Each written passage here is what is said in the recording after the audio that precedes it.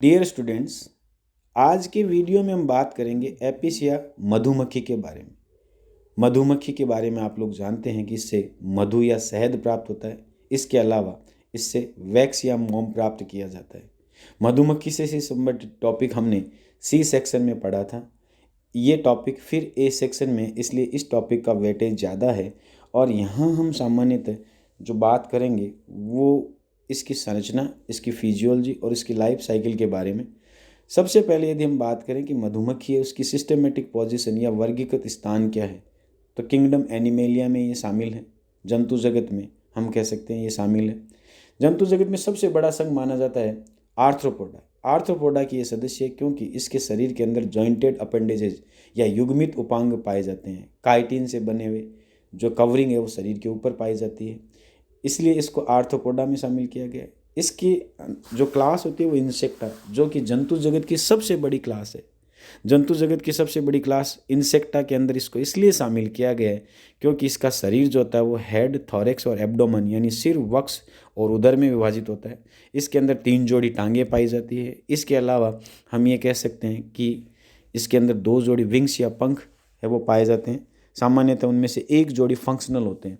उसके बाद में हम ये कह सकते हैं कि ऑर्डर हाइमेनोप्टेरा के सदस्य सामान्यतः कॉलोनियल होते हैं और डंक मारने वाले होते हैं। और इनके अंदर हम कह सकते हैं कि मधुमक्खियों के अलावा चिंटियाँ और वास्प है उनको शामिल किया गया। फैमिली इसकी एपिडी मानी जाती है और जीनस इसका एपिस। स्पीसीज़ हम कह सकते हैं कि बहुत सारी स्पीसीज़ हैं, उनमें से प्रमुख स्पीसीज़ जो इसकी मानी जाती है वो 4 स्पीसीज़ है। उसमें सबसे पहली स्पीसीज़ या जाति जो होती है वो एपिस डॉर्सेटा, जिसे सारंग मक्खी कहा जाता है और गुस्सेल स्वभाव की ये मक्खी होती है।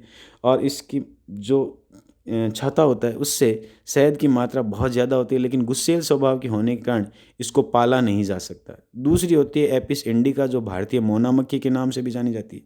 और इसके अलावा ये साइज़ में छोटी होती है। इसका शहद जो है, इसके द्वारा जो बनाया जाने वाला शहद है वो मात्रा में कम होता है, इसलिए आर्थिक दृष्टि से कम उपयोगी होती है। तीसरी जो होती है वो डरपोक मक्खी, जिसका नाम एपिस फ्लोरिया है, वो साइज़ में छोटी होती है, शहद की मात्रा भी कम होती है। चौथी मक्खी मानी जाती है वो एपिस मेलिफेरा, जिसे यूरोपियन मधुमक्खी के नाम से जाना जाता है। शांत स्वभाव की होती है, ज़्यादा मात्रा में शहद प्राप्त होता है, इसलिए इसे आसानी से पाला जा सकता है। मधुमक्खियों के आवास और स्वभाव के बारे में यदि अपन बात करें तो हम पहले ही इसके बारे में जान चुके हैं कि कॉलोनियल होती है।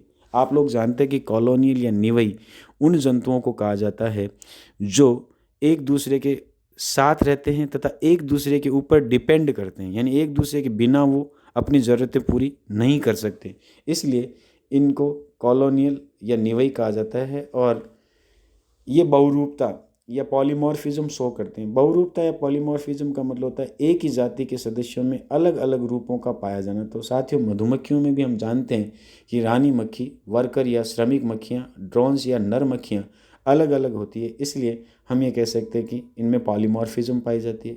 श्रम विभाजन का मतलब होता है कि अलग अलग मधुमक्खियों के अलग अलग कार्य होते हैं। वर्कर के जिम्मे ज़्यादातर कार्य होते हैं, रानी के जिम्मे अंडे देना होता है, और ड्रोन्स जो होते हैं वो स्पर्म डोनेट करते हैं कॉपुलेशन के दौरान।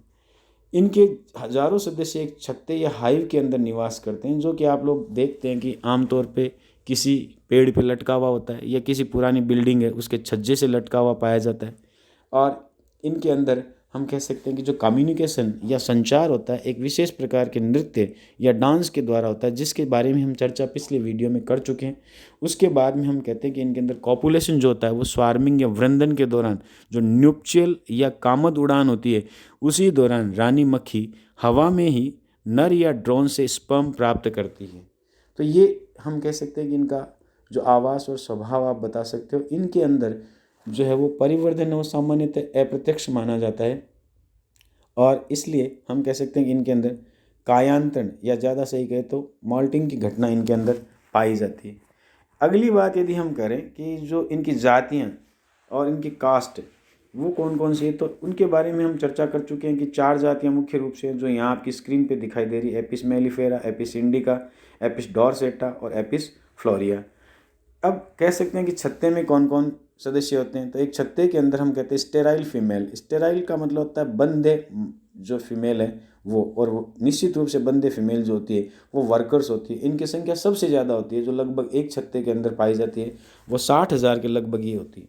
उसके बाद में हम कह सकते हैं कि एक रानी, और रानी जो होती है वो फर्टाइल फीमेल होती है, जिसका मुख्य कार्य होता है अंडे देना। और हम कह सकते हैं कि लगभग 15 लाख अंडे वो अपने जीवन काल में एक रानी है वो दे देती है। इसके अलावा 100 से लेकर के 300 तक ड्रोन्स एक छत्ते के अंदर पाए जाते हैं।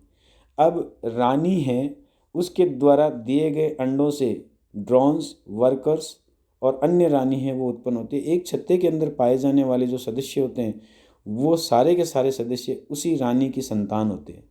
और हम ये कह सकते हैं कि इस डायग्राम में जो आपको दिखाई दे रही है वो रानी मक्खी, रानी के अलावा वर्कर, वर्कर के अलावा हम कह सकते हैं कि ड्रोन्स। सबसे बड़ी आंखों वाले जो होते हैं वो ड्रोन्स होते हैं। और अपन कहते हैं कि पॉइंटेड एब्डोमन या उदर वाले होते हैं वो जो, और बड़ी साइज़ में उदर वाले या एब्डोमन वाले वो होती है वो रानी होती है। और जो साइज़ में छोटी है, आंखें जिनकी छोटी है, वो हम कह सकते हैं वर्कर होती है, जो संख्या में सबसे ज़्यादा होती है। तो चूँकि ज़्यादा बड़ा वीडियो बनाने से उसको अपलोड करने में मुश्किल होती है, तो आज के वीडियो में हम इतनी बात करेंगे। अगले वीडियो में हम इससे संबंधित और जो जानकारी है वो हासिल करेंगे। आज के लिए इतना ही, धन्यवाद।